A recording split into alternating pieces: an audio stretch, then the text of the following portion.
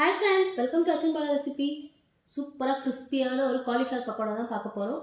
இப்போ காலிஃப்ளவர் சுடு தண்ணில போட்டு வாஷ் பண்ணி எடுத்து வச்சிருக்கேன்.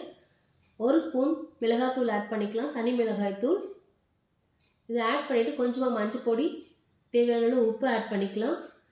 1/2 ஸ்பூன் இஞ்சி பூண்டு பேஸ்ட்.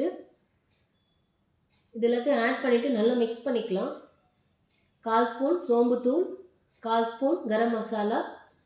ஒரு சின்ன டிப் ஃபாலோ பண்ணீங்கன்னா சூப்பரா கிறிஸ்பியா வரும். இப்போ 1 ஸ்பூன் எண்ணெய் விட்டுட்டு நல்லா mix பண்ணி எடுத்துக்கலாம். இப்போ கார்ன்ஃப்ளவர் மாவு 2 ஸ்பூன் ஆட் பண்ணிருக்கேன். எண்ணெய் விட்டு நம்ம பிசைஞ்சு எடுத்தோம்னா நல்லா பைண்ட் ஆகி சூப்பரா இருக்கும். 1/2 hour ஊற வச்சு எடுத்துக்கலாம்.